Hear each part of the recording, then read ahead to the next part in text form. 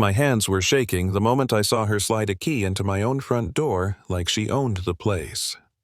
Kimberly Hall, the HOA president, the self-appointed queen of our neighborhood, was standing there with that smug little smirk ready to barge into my home.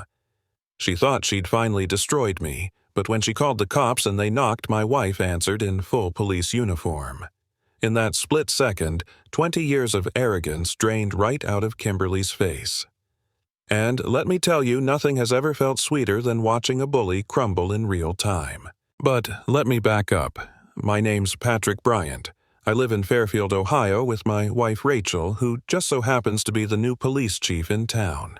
For almost 3 decades, I've cared for a small memorial garden in our backyard, roses, lilies, and a simple stone marker for my father, Colonel James Bryant. He died in 1995, and that garden was his dying wish. He wanted something beautiful to rise out of all the ugliness he carried back from Vietnam. For me, that garden was sacred ground, and yet somehow it became the target of the most twisted HOA war you could imagine. Kimberly Hall came marching across my lawn one morning, heels clicking like she was leading a parade. Perfect hair, perfect outfit, holding papers like she was about to sentence me to life in prison. "Mr. Bryant, this garden is an unauthorized structure. You have 30 days to remove it or pay $15,000 in fines." Her tone was smug rehearsed. But then she dropped a bomb. She mentioned my father's exact unit in Vietnam, the 1st Cavalry at Firebase Charlie, 1968. My coffee mug nearly slipped from my hands. That mission was classified. Even I couldn't get records of it declassified. How the hell did an HOA president know about Firebase Charlie? I brushed it off at first, tried to argue logic, but her smile told me she was holding cards I didn't even know existed. And then she leaned in. "Perhaps if you're willing to discuss what other heirlooms you might be keeping in your basement, we could find a flexible solution. My basement, where I kept my father's Purple Hearts medals passed down through generations." She shouldn't have known about any of that. That's when I realized this wasn't just some HOA power trip. I tried digging through county records that night. My dad had filed for a cemetery permit back in '85. Sure enough, I found the application until the screen went black. Not sleep mode, not an error, just gone. When the page came back, the file had been erased right in front of me, deleted at the exact moment I was reading it. Somebody was watching my keystrokes in real time. That's not HOA territory, that's government-level surveillance. The deeper I dug, the worse it got. Kimberly was everywhere. She strutted around with the confidence of someone who knew she couldn't be touched. Then Janet Martinez, the HOA secretary, called me in a panic. She handed me a manila folder, her hands trembling. Inside were surveillance photos of my backyard, floor plans of my house with the basement circled in red, financial records, even details of my father's service history more complete than anything I'd ever seen. And the kicker, shipping invoices, military medals, and artifacts being sent across state lines, paid for with HOA dues. Kimberly wasn't just harassing me. She was running a trafficking operation, stealing from veteran families like mine. I wanted to believe the system could fix this. I brought evidence to an HOA meeting, stood up in front of my neighbors, ready to expose her. But she was 10 steps ahead. A slick lawyer accused me of hacking files. Janet was forced to admit she'd broken rules by copying documents. And suddenly, I was the crazy veteran making things up. Kimberly dabbed her eyes for the cameras and said she felt threatened by my militant behavior. Local news ran with it. Disturbed veteran attacks, HOA president. My neighbors looked at me like I was dangerous. That night, I sat in my kitchen staring at my father's medals, wondering if maybe I was wrong.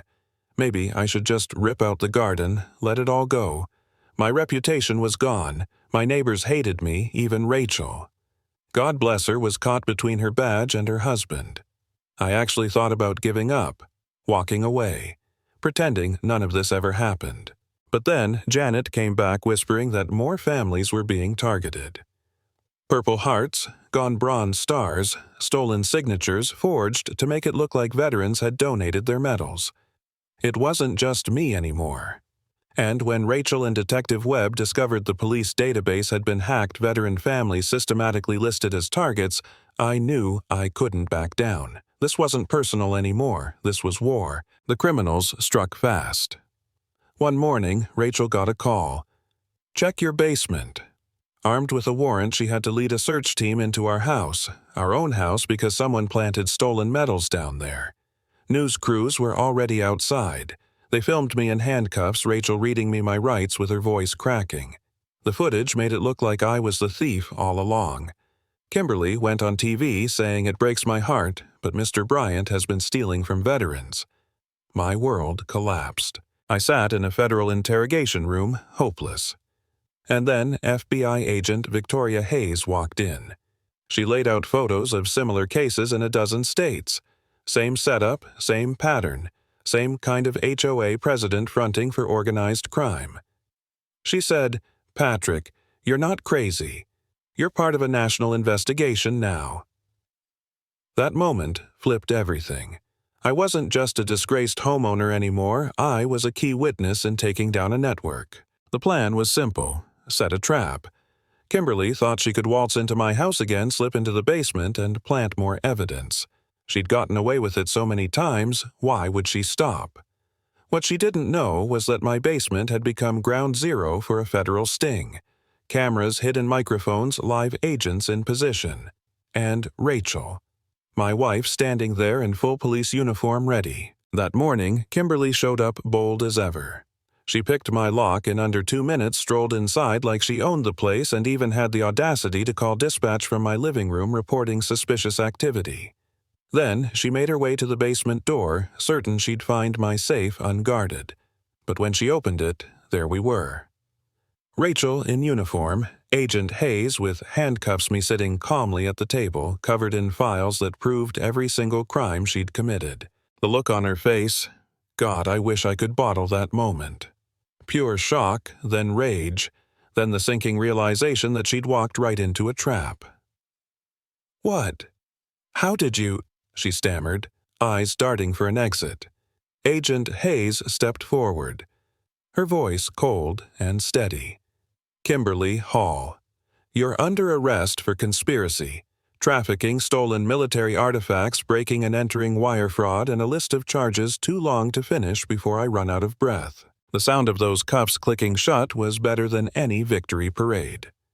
Neighbors poured into the street as federal agents led Kimberly away, cameras rolling not to show me in handcuffs this time, but her. The woman who painted herself as a community hero was exposed as nothing more than a criminal parasite. And me, I just stood there in my ruined garden, the roses torn up, the stone marker smashed, but with a strange calm settling over me. Because in the end, the truth came out. Kimberly fell, the network crumbled, and I had finally defended my father's honor the way I was supposed to all along. Some bullies hide behind rules, some hide behind neighbors' trust, but in the end, they all fall the same way.